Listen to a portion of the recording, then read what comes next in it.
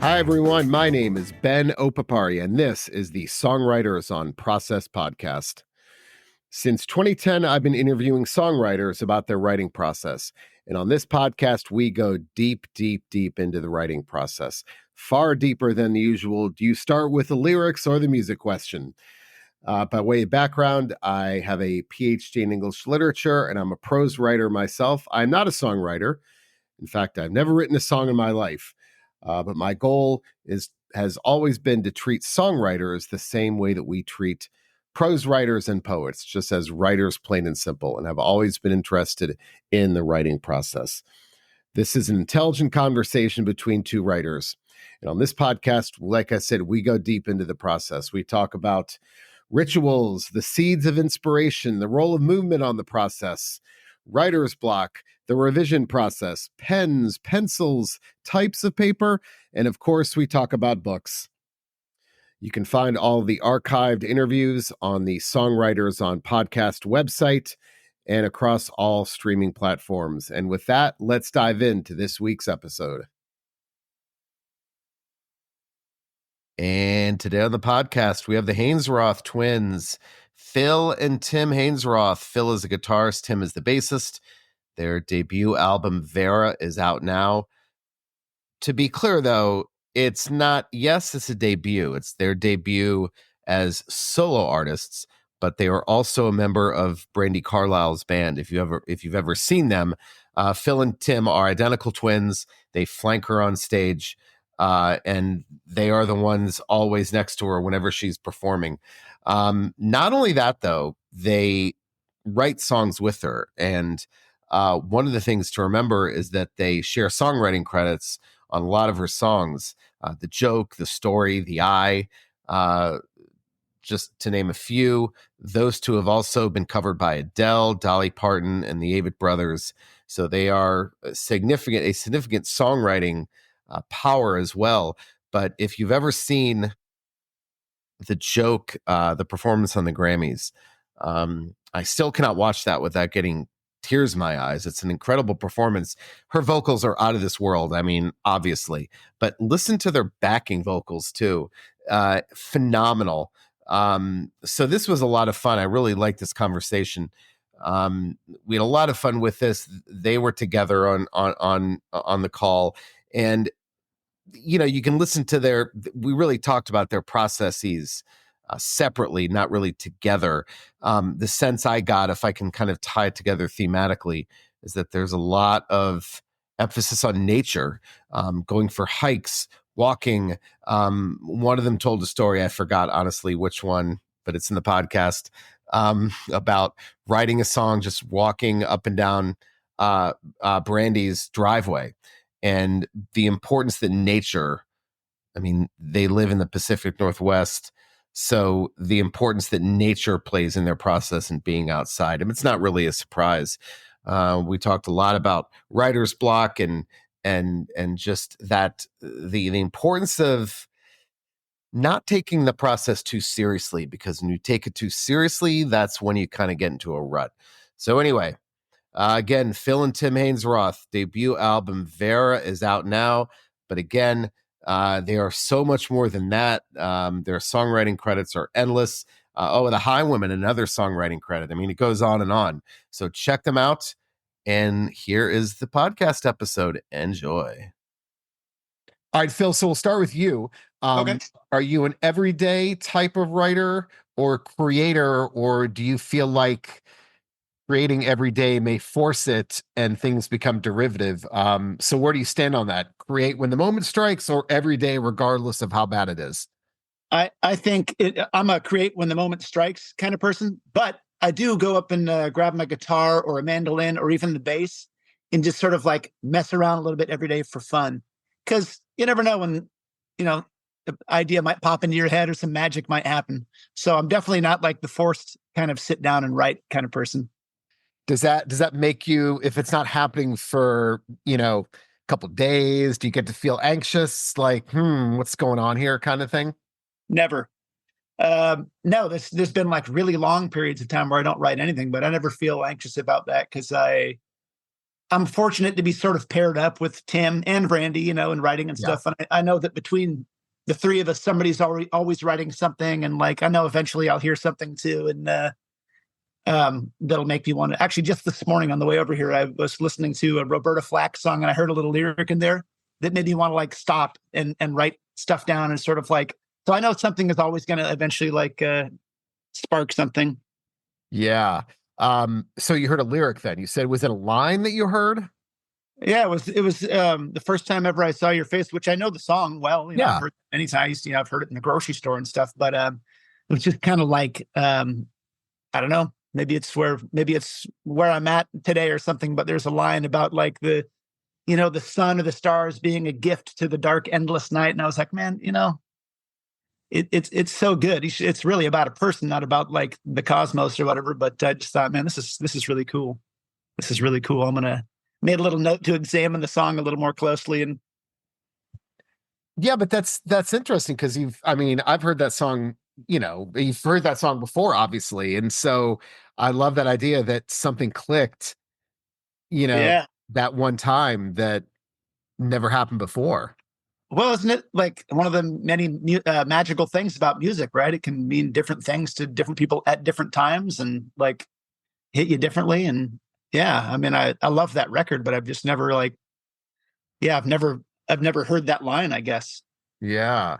All right, Tim, how about you? Create every day or just when the mood strikes? Okay, well, I create every day, but I don't set out to do it every day. I just keep as a part of my um, routine, I guess you would call it, for the lack of a better word. I just get up in the morning and um, I get up before everyone. But I'm in my house. I'm in charge of like making breakfast for the kids, lunch for the kids. I'm busy. But I actually like chaos. And so I go sit down when I have a minute and I grab my guitar. But I'm not sitting down with the purpose of writing, but I sit down in my place with my guitar when I have a few minutes. And then if something strikes, I'll pull out my voice recorder off my phone and I'll try to get a voice memo while the kids are screaming and watching TV, and um, just so I have a little something to listen to later. But then when everybody leaves for school and then it's quiet, then I usually sit down at the piano or guitar, and as a as a habit, I no matter what, I'll just stay there for an hour, uh, even if nothing pops up. If something pops up, I will follow it. But I never sit down and say, "Okay, I'm gonna write a song today," because that's what I do. I Yeah. just kind of like I like to play the guitar. I like to play the piano. I like it to be like it's like my gym. Some people wake up and go to the gym at 5 because they're insane. That's my gym. I get up and I kind of start my day by doing that and being in a creative headspace. And I heard something on one of your podcasts, the one that you did with Pete Yorn a while back. Oh, And yeah. yeah, and I loved what he said about not being afraid to write a crappy song. Like, not every song has to be a Lamborghini. I finish whatever I'm working on as well as I can. That way I have that I'm always on the treadmill. I'm in shape for when an idea does come. Usually when an idea that's worth anything comes, it's kind of beyond my control. It'll pop in and I just got to take a hold of it real quick and finish it. And I feel like because I'm sitting around all day, kind of in that headspace, I'm really ready for it when the real inspiring stuff does strike. And that's usually when I do write a song that I love, is when I'm really diligently trying to work on something else that might be a little forced or a little difficult. And then I take a breath and something will just hit me and then I'll write a great song on accident. All right. So a few follow-ups. You said an hour you write. Is that a prescribed amount? No. That's usually now. I usually just get bored after about an hour of playing Okay. music or staring at a piano or whatever. um, yeah. And later in the day, I'll come back to it. Later in the day, when it's a quiet moment after I've done whatever I need to do, I'll come back and sit there and maybe spend another hour. So we have 4 kids, and so I know what that's like to have chaos Yeah. around the house. But I find that having kids has made me a much more disciplined writer because my time is finite. I almost feel like when you have all the time in the world, you get less stuff done because you know that you can put stuff off. But if you tell me, and our kids are older, but if you say to me, back in the day, you got an hour before your kid wakes up, I'm going to get more done in an hour. So, do you find both of you, do you find that do you find that, I guess, deadlines, whether they're kids or anything like that, do deadlines make you more efficient? No, not at all, actually. Deadlines just stress me out. And even the kids like being noisy and stuff, I never say stop making noise. And I never say, hey, can you guys be quiet? Because I'm going to try to voice memo this. If I'm working on a song and our friend Brandy, she says when she writes a song at the house, her wife kind of takes notice and she'll come over and light a candle and put it in front of her, and then she'll maybe slowly turn the TV down. I'm like, I want everybody to just keep making noise, because I actually like the distraction, and I like it to not feel very important what I'm doing. So you can literally create when there is, I mean, I know you said chaos, so you can actually create songs when there's external noise around. God, that's Yeah, really enviable. I actually appreciate it, because it's just, again, it doesn't put any focus on what I'm doing over there in the corner of our house. So if there's some noise, and then when I want quiet, I'll come out to this. We actually built a shed for my songwriting several years ago that I never write in, but I'll come out and record an idea. If I want some quiet, I'll come out here and I'll record something. But yeah, I like, but the deadline, any kind of deadline, I don't like deadlines. So funny. Phil, how about you? Do they stress you out or they make you more productive? Um, if I'm honest, yeah, they kind of stress me out a little bit. But we've never really we don't really work with too many hard deadlines. So we've been really fortunate in that way.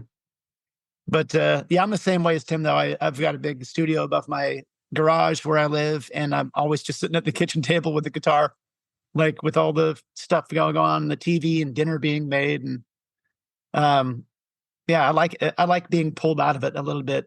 And then if I get something where it's like I feel it's really special, then I want to like sit down and examine it. Then I'll go somewhere quiet. So I'm going to ask you a very particular, both of you, a very particular question, because you actually said sitting down at the kitchen table. But again, like I narrow in on these things that songwriters tell me. So I hear some songwriters like to write sitting down, or standing up, or walking around with their guitar. Have you ever thought about, do any of those things make, because some people feel really strongly about that they've got to be walking around. I've had songwriters tell me that the listening to the footsteps even can Yeah. get it's going. Have you ever thought about that, or does that make a difference? Oh, I do. I just mostly sit down at the kitchen table and do it. But yeah, I've sometimes I sit down behind the drum set with a microphone and kind of sing and play and tap my foot on the kick drum. Sometimes I walk around the house with the guitar with a strap on it and end up in our big reverby bathroom. So yeah, I sometimes I even go outside and play. And you gotta tell them about how you wrote Have You Ever, walking around outside. Oh yeah, actually I did. I wrote a song to Footsteps for on it's on the story, Have You Ever? Just walking up and down Brandy's driveway actually. And being outside, being in the trees, and wrote that song in about 20 minutes. With no guitar, just kind of walking around with a tune in my head, and like, which I never do it. And then and nothing to write it down, because it was like pre-smartphone. It's like maybe 2005 or something, but just trying to like remember these lines I was coming up with. So yeah, I don't like have any one particular thing that I do only, but it's just mostly if I'm writing lyrics, I'll be sitting at a table. So you mentioned the Pete Yorn interview, Tim, and I forgot if I referenced Anthony Doerr, the writer, in my interview with Pete, but Anthony Doerr wrote this book called All the Light We Cannot See. It won the Pulitzer Prize for fiction about 10 years. Oh yeah. Great book. And I interviewed him once, and he told me he doesn't believe in writer's block. He called writer's block a failure of courage. And I love that idea, the idea that, like you said, Tim, don't be afraid to write the bad stuff. Writer's block happens because we make it too precious. Like, I'm not going to write it down unless it's good, but you can't be afraid to write the bad stuff. Totally. Yeah. And yeah, you did mention that in the podcast, and I loved that too. And I'm too like, I'm very not precious about my writing.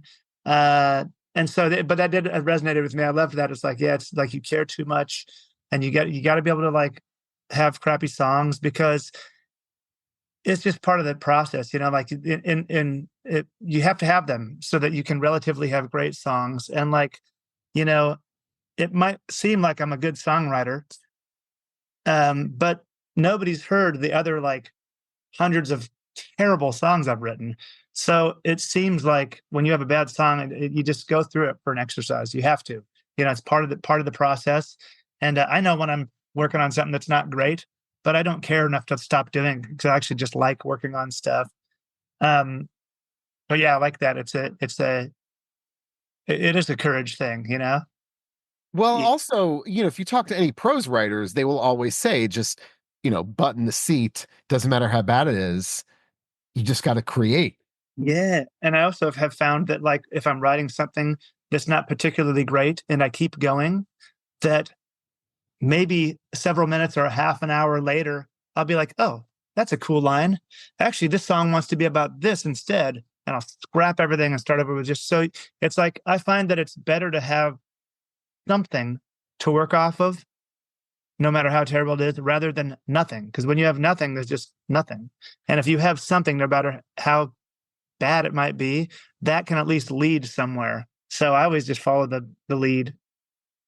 So I think you were the one that mentioned voice memos, and Yeah. I would love to know what your voice memo organization setup is, because songwriters tell me they have hundreds of voice memos on their phones and no organization at all whatsoever. So they go frantically through them to find the thing that they 6 months ago. So do you have a lot of voice memos? And if you do, is there Uh, organization?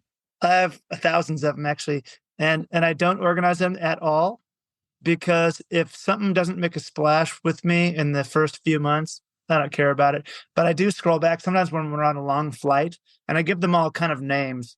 Um, like I'll give them strange names like big tall weeds. I don't know why, or like or one's called Neil Young's machine gun. Just I give them strange names so that I can just remember what they are. And most of them are really bad. When I go back and listen to my voice memos, I have a hard time with most of them realizing what I thought was special about that at the time I recorded it. And then the ones that actually stand the test of time, then I'll go back a few weeks later and be like, oh, that's a cool riff. Then I'll maybe work on that again. But kind of my voice memos are kind of where things go to die. Yeah, I know. We always save those and never go back to them. I have so many. Yeah. It's like, why are Yeah. they there? Um, We didn't want to so lose it, right? yeah, I know. I mean, occasionally maybe there'll be an idea that isn't good, but it wasn't good for the time, but maybe later on. Yeah. And I think Totally. that's always my fear of if I get rid of it, it's gone forever. Yes. Phil, how about you? Voice memos, endless Yeah, memos? I do that all the time, and they're really unorganized. But the ones that I think are special, I give them weird names too. And actually, I just was on a long flight somewhere recently and kind of went through and deleted a whole bunch of them. And it felt kind of good to just get them, because sometimes I'll be like, God, what was that idea, and when was it? And but yeah, I think it's great. I don't record everything that I come up with, but if there's something that I really don't want to forget, then I'll record it and give it a name. And even if it's just a little like nice shift between two chords or something, that I can use somewhere down the road in a song. And Phil, you'd mentioned I want to go back to the song that you wrote in Brandy's driveway, because was that something you deliberately said, I don't, I'm a little bit of I don't want to call it block. I'm a little bit of a rut. So let me deliberately go outside. I mean, for me, absolutely. I have tricks when I'm in a rut. There are things that I do to kind of shake myself out of it. So was that a deliberate thing, practically moving to another place to see if you could kind of shake things up? No, I didn't even actually set out to write that day. And maybe it's because I was just over at Brandy's house and kind of walking around, and I didn't have a guitar. So I think I was just kind of like humming or doing something, and just kind of like marching along. And but it worked so well that maybe it's a good idea. Maybe I should go for a walk today or something. Try to recreate that magic. Yeah, I mean, for me, like I never like I'm a prose writer, not a songwriter, but I never write and revise in the same place. Mhm. That's I need to be in a different place. Oh, nice. Yeah, and I've always felt that to be That's my one rule is whether, even if it's not like a different chair in the same room, uh, Uh-huh. I need to distance myself from the creative part of it, from the creation of it, in order to see things, with the distanced eye. Ooh, that's smart. Um, yeah. What else do I do? I never write or revise in the same place. I mean, it's funny now that I think of this, and I'm curious if you've ever had this happen to you, because I find that if I finish something in the morning, and I look at it later that same day, I'm still too close to it. It's still too precious. Like, Right. hell, I wrote that. Why am I getting rid of it? I mean, that's mine. But I don't know when I figured this out, but if I finish something at night and wake up the next morning, it's unbelievable how aggressive I can be with cutting things, because it's almost like a new person. Right. But I know that about myself now. And it's almost this oddly comforting idea that, you know, tomorrow morning when I wake up, this stuff will be gone. But yeah, but it's the sleep that does it. It's not like this. It's not Yeah. 12 hours. Who am I kidding? I'm not sleeping 12 hours anymore. You know what I'm saying though? It's like that But sleep. It's something I know about it. I know exactly what you're talking about, because you wake up with a different perspective, and you can start change. For me, it's probably different with prose, but for me, I'll start changing these little connective words, or oh, not which, but where, or not, or maybe I'll even change it from first person to second person or something. But it's so much easier to get the machete out the next day, and it's because it's almost like working on someone else's stuff, you know. But yeah, Yeah. that's It, so true. yeah. It reminds me when I had Mary Timony on, the guitarist, a few months ago, and she said that, but what she does is she writes something in the morning and looks at it later that same day, because she said, that she's a different person than she was earlier that day. So it's almost like a new person reading the writing, like Wow. whether she Totally. gone to lunch or picked the kids up, like she's not the same person that she was in the morning. And for her, that's good enough. Oh yeah, Yeah, that's a good point, right? You're in a different frame of mind and different yeah. part of your day. Yeah. And that, like, that wouldn't work for me, but who cares, right? As long as you know what works for you. Uh, Right. so, okay. So Phil, when it comes to lyrics, are you a pen and paper person or a computer person? Pen and paper. Okay, so my next question, again, the minutia of this. I mean, color of ink, type of pen. I had Jerry Harrison of the Talking Heads on about a couple months ago. He said it's got to be a felt tip pen because he loves the sensation of the scraping. Oh Mm. wow. No, Right. I do have favorite pens. It's like the ink ball, not the ballpoint, the more dry ink, but like the really fast pens Yeah. with the small ball. It's got to be blue ink, and I love. There's a certain spiral notebook that it's got to be the big spiral too, not the little ones that crush down in the backpack. Right. And then I'll usually modify the notebook too, so it's got a plastic cover on both sides instead of cardboard on the back, so I can slide it in and out of my bag really quick. Oh, it's a whole thing, man. I got a whole like ritual about it. I love it though. That's what I love about the right. It's the ritual, and if it's superstition or anything, it's that confidence. But okay, but why blue? Why not black or red or green or anything like that? Um, I don't know. I like blue. I like and maybe I'm just used to it, and yeah, I'm not sure. But black, I can't. It's like I'll go get a different pen if I pick up something to write and it's black. I'll have to go get my blue pen. And also my notebook that I write in is blue too. Maybe that I don't know. Maybe there's something to do with it. Maybe it's just. And Oh, you know what else I do that I think is really important for other like writers that are working musicians and stuff too. Like for all these, like we just did the Joni Mitchell stuff, and we're wow. learning all these songs and like um and just sort of running a business and having a career or whatever. So that's a separate notebook, man. Keeping notes on songs that writing is like only in the writing notebook. Different pen, different everything, different part of the backpack.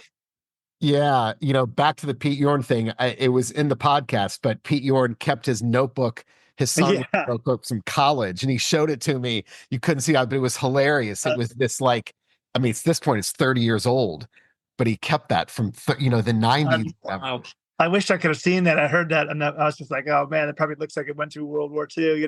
He was so proud of it. He was like, "You want to see it, don't you?" I was like, "Yeah, I want to see it." And it was, I mean, the ink was faded, but it was so cool to see. Um, All right, Tim, how about you? Pen and paper? What is it? You know what? I very rarely write the lyrics down. I try to keep them just memorized in my head until I have something that I think's good enough that I don't want to forget it, and then I'll just put it in my phone notes. And that's something that changed maybe, I don't know, whenever smartphones came around, because I used to just use only pen and paper. But I always thought when I was dealing with the pen and paper, it took so long and I would write them sloppy and I just wanted to get it down so fast. And so now I just kind of commit as much as I can to memory until I'm kind of done for the day. Then I'll open up my phone and just, I'll even just dictate it. I'll just speak into my phone and let it dictate it. And usually it's pretty close to write. How many lines can you memorize? Oh, a lot, because I'll sing them over and over and over. I'll work on a first verse, or I call it a first verse, but sometimes what I'll do when I'm writing is I'll just take the second or third verse and then pop into the first verse at the very end, just to kind of shake things up. But yeah, I just work on a verse and I do it over and over and over. There's no way that I'll forget it because I'm so deeply into it. And then I'll just write it down at the end of the day. And sometimes I won't even write it down until the next day if I still feel like it's still malleable. I don't know if you feel this way, but I feel like the longer I work on stuff, the harder it is to change it. Like the whole struggle for me is like, how long can this seem so fresh that I don't mind making big changes? Because the longer I have an idea sitting around, the more cemented it becomes in what it might should be. And then I'm hesitant to move it too far away from that. That's why I feel like if I don't finish a song in a few days, then it's going to take me sometimes over a year, So those songs that are a struggle, do you set them aside and know you're going to come back to them later, or do you set them aside and say, I'm probably not going to come back to this, but they become hobbies is what I call them. So I have a song called The Glow that I've been working on for like 11 years. And I still make little changes. And there's a song called Sugar Tooth that we put out on a record a few years ago with Brandy, and that took several years to write. Because I wanted it to be just perfect, And it's not one of my best songs by any stretch. It's an important song, but some of my best ones I just write like in a day. But that one, it got down the road too far where it was like I knew what it had to be. And then everything that I came up with at that point had to fit into the box of what I just couldn't change it. But after 11 years, how do you know? When will you ever know that that's done after that long? Oh, it's funny you ask because I think it's done. That's the thing.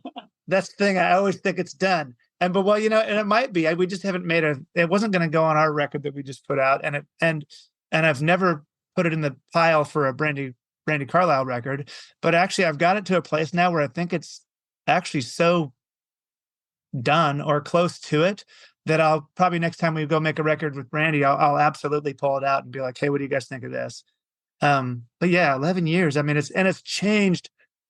It's been a ballad. It's been a big rock thing. And I've made really big changes with the lyrics, and I've changed it. That's another one where I've changed it from first person to second person. I don't know. I'm worried that when you finally pull it out, you're going to pull it out and you're going to go, yeah, not done yet.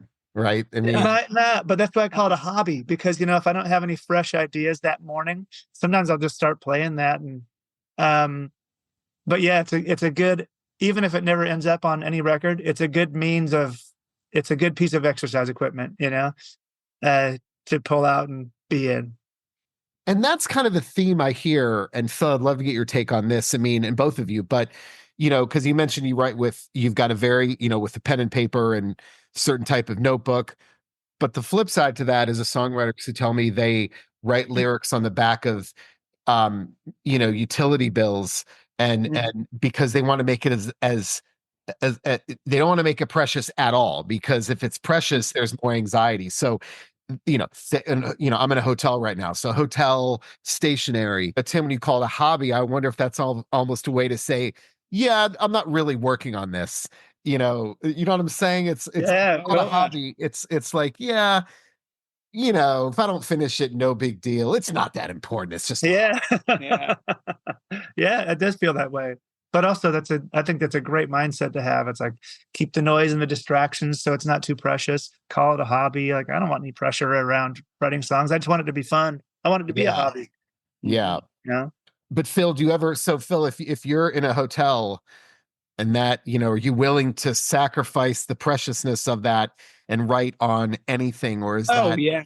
okay? Yeah, if I have an idea that I don't want to forget, and my backpack is somewhere else or my notepad, I've written on paper plates and napkins and all kinds of stuff, the room service menu and whatever. And then actually in my notebook too, I'll usually try to consolidate all that stuff. But if you're working on like multiple songs, like the first page in the notebook could be like 4 or 5 pages of ideas for a song with some of those scraps of papers in there, and then like flip, past 10 empty pages and like another song with a few scraps of paper in there too.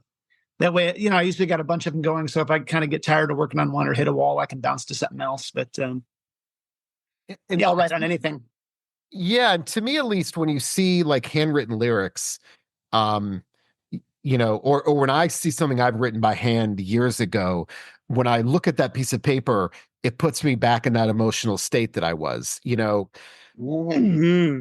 right? I mean, and you can see the handwriting, and maybe the ink is the pencil's darker because I was more frustrated, or you can see the whether you can see it or not. But I do feel like the advantage of the handwritten lyrics is that you go back to that thing to see if it has any value now.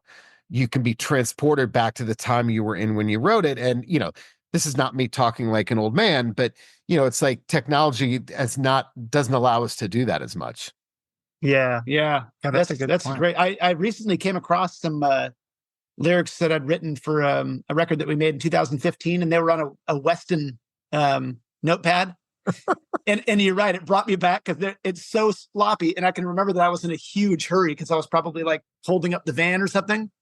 But it's in blue ink. But I can barely even read it. I was like, "What is this?" I was like, "Oh my god, it's the beginning of a song," But see, and also you said Weston, right? So you probably Yeah, the hotel, and then you can remember because of that where you were when you wrote it, maybe.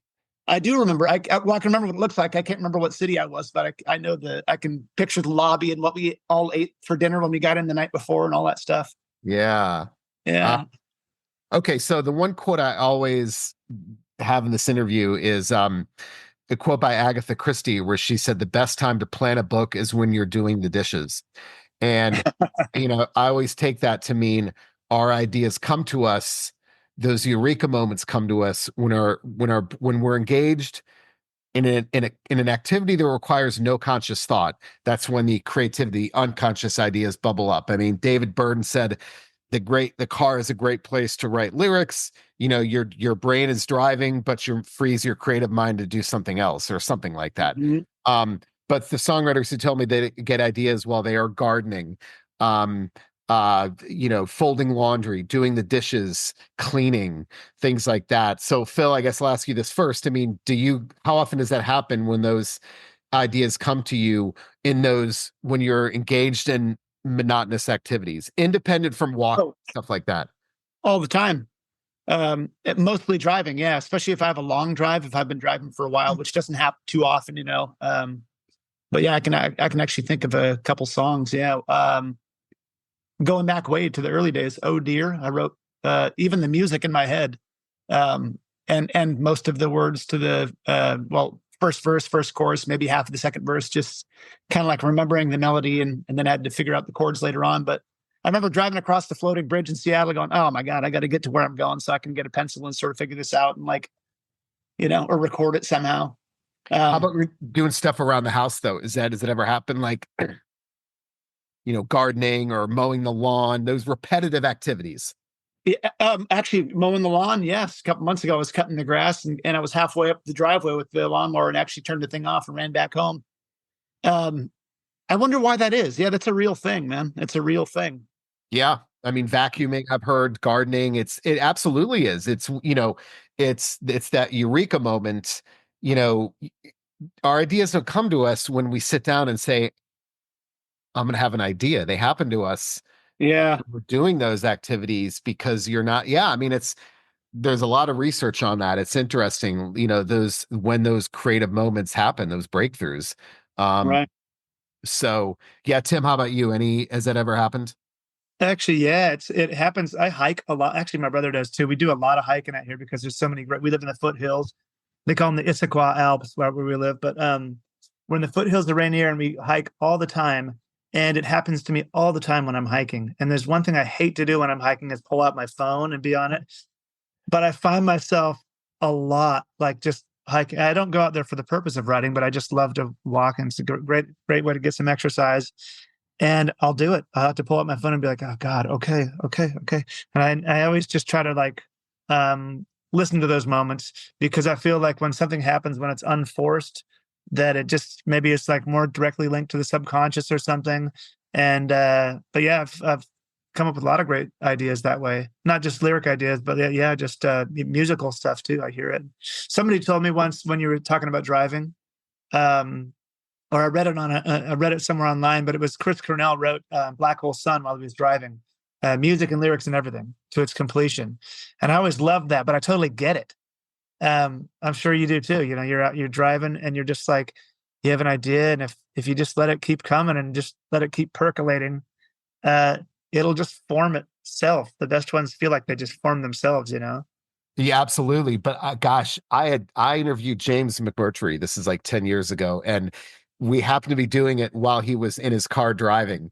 And what was amazing, he was on the highway, and I was like getting a real time view of him because he would go by these billboards and he'd be like, "Oh yeah, I got to write that down. That's a good song lyric." And I was like, I'm listening to Jay McMurtry's writing process real time, That's awesome. and it was so cool. And I'm like, maybe I shouldn't talk anymore. I should just listen to him have this, dialogue with himself about these songs.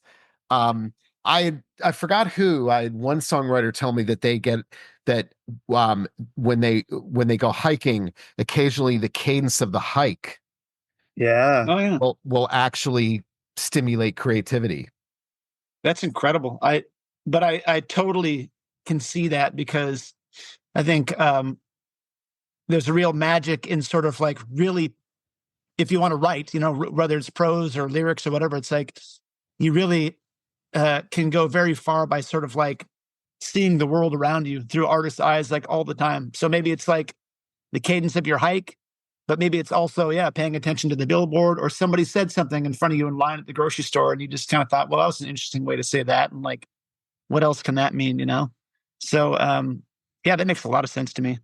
And we live right outside of DC, but I'm a big hiker too. And this summer I spent about 2 weeks out in Wyoming, South Dakota, and then northern Colorado. And it was, for me at least, I remember being in Wyoming, or wherever I was, Dakotas, and you've got that wild expanse of flat land. I mean, there's no, and you're almost in a prairie in some of those hikes. That was when I was at the most productive creatively. Oh, Uh, wow. I don't know why, and because whether it's a spiritual thing, but I like when songwriters tell me that they get energized by like the chaos of New York City. Um, I shut down. Like that doesn't do it for me at all. But I remember being in the middle of this open space in one of those states, and it was like the ideas were pouring forth from me. Wow. Wow. Oh, I love that. I'm with you. I could never write in New York. No Yeah, way. but isn't that funny Yeah. that there's a very clear, I mean, there's a really clear delineation. Like for some people, they need that chaos and the noise, but some people, that's the last thing that is effective for them. But it was funny because I'd love to hike in the mountains, but I can't.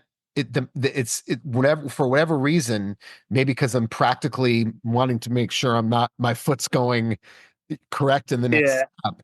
When I could just walk in an open space, it really, for the first time, I realized that, and this summer. But Oh man. Yeah, because you're not engaged in your mind. That reminds me something I wanted to touch on a minute ago. Being bored is so good for yeah, creativity. I know most people probably know that, but like, God, there's nothing worse than a smartphone for your creativity. Like, you just got to let yourself be bored. Sometimes I'll just sit around the house and do nothing. Not because I want to write later, but it's like it feels so good to be bored, like we had to be when we were kids. sit around and be bored. And like you said, that's where those ideas just go poop. They just puff out of nowhere because your brain is kind of ready to receive information. And the other thing is, and I'm interested in this research, because now they're finding that we can only, like, no matter what it is that you're, either if you're in an office or even, a creative person, after about an hour, our brains start to kind of, we need a little bit of a rest. And what they're finding now is that after about an hour, if you sit for 5 minutes, but do nothing, I mean, almost like stare at the wall, nothing, like no Yeah. phones, no talking, stare at the wall. Those 5 minutes they found are giving your brain a recharge. So when you come back, you're much more productive. That's awesome. I'm almost wondering if it's like a principle of almost like meditation type of thing or something. Right. Clears the road, sweeps the road clear. Yeah. That's cool. Okay, so we got about 5 more minutes. So I'd love to talk about how much do you get to read, art, or other type of art that you engage in that find it to be, whether it's like Hemingway famously said, all writers should go to art galleries to get inspired. So I'd love to know, do you, how much do you read, or is there any type of other types of art that you find to be inspiring as a songwriter? Oh yeah. Well, I like to read. I always like to have a book or two going, and we ran into another songwriter friend of ours, Amanda Shires, recently, and she was reading a book called The Anthropocene Reviewed. And I just got that the other day and started that. It's so good. It was written by somebody during the lockdown. Oh, I wish I could remember the guy's name. It's killing me right now. Anyways, I love the way it's written. I think he's done some fiction stuff, but this is just a book about his life, and he kind of gives everything a 5-star review, 1 through 5, of various things, whether it's Dr. Pepper or the modern era of medicine and stuff. But I'm reading that, and I've gotten into some fiction lately. This guy Blake Crouch, who wrote a book called Dark Matter, that I really got into, and then kind of went down a rabbit hole, all his work. But I do love to read. What's funny is I never take away from it that I think it's going to help my songwriting. But like most things, they just seep in via osmosis into your subconscious. And I'm sure there's probably absolutely a direct link in there. But yeah, I like to read a lot, and I love really like punk music, hard rock music, which I feel like that doesn't really come through in my songwriting. But my love for that kind of music, I don't feel like it's connected to my songwriting. But I hear that too, that reading it's not inspiring at all. It's just a way to give your mind a break. Yeah. So. Yeah, probably is. Just turns everything off. And once in a while I'll read something that I think, I read this book, I just oddly enough have it here, but it's called 28 Years in the Guam Jungle. It's about this Japanese guy named Yokoi. At the end of World War II, he went to hide in the jungle of Guam because he didn't think the war was over, and he stayed there for 28 years, and he living in a hole in the ground. And I was so inspired by this book. My therapist actually told me about this person. Then I went and found this book on eBay. It's out of print. Anyway, I just gobbled this book up, and I ended up writing a really cool song about this guy called The Loyal Soldier, which ended up on our record. And I was so just like completely in love with this person's story. He came back to Japan. Eventually, they captured him, and almost 38 years later, and he'd stayed hiding because he didn't want to be captured for the fear of disgrace and being, killing himself for being captured. Anyway, he came home to being a war hero. And so that is one book where I read that and I was like, oh my God, I actually have to write a song about this, Yeah. So, all right, Phil, how about you? You know what? I feel like reading, it kind of gives me that mental break. But the stuff that I read, I could never, it's mostly like history stuff and anthropology and things like that, and human history. Just things that I'm sort of interested in, but it never makes its way into my songwriting. There actually, what I really love reading that's very artful and creative is like anything old Native American stuff, because a lot of that the tradition there, the oral tradition, the history, and the way that because they had no written language, it was really an emphasis on eloquent speaking and being artful with their words, and like some of that stuff is just like amazing. It's amazing.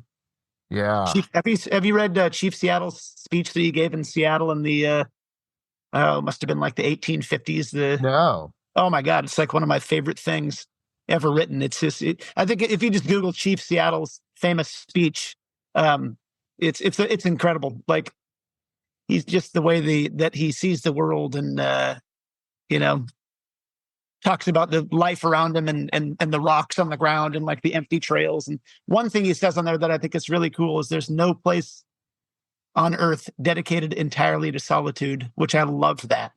I love that line. Might try to throw that in somewhere, figure out a way to say that, use that. And that's it for today's episode. Hope you enjoyed it. Don't forget my book, Desolation, a heavy metal memoir by Mark Morton with Benno Papari, that is me, comes out June 25th on Hachette Books. Mark is a good friend of mine. He is one of the guitarists in the band Lamb of God, and this is his memoir. It's a damn good book, if I do say so myself. But again, that book is out June 25th on Hachette Books. You can pre-order it now everywhere, your favorite online bookstore. So be sure to do that. The site, Songwriters on Podcast, contains all of the archived episodes of the podcast. Of course, you can find them on all streaming platforms as well, but they're also on the site. I only have had the podcast for about I don't think even 2 years. Before that, all of the interviews were transcribed, and that took a lot of work. And that's why I started the podcast. So if you want to read the interviews that I did before the podcast, they are on Songwriters on Podcast as well. There are about 200 of them going back to 2010. So check those out. If you want to get a hold of me, Ben at songwritersonprocess.com, or fill out a form on the website. I'm here for your questions, your complaints, your concerns, or your interview suggestions. I'd love getting those as well. So hit me up. I will try to respond. So that's it, everyone. Have a great day and see you next time.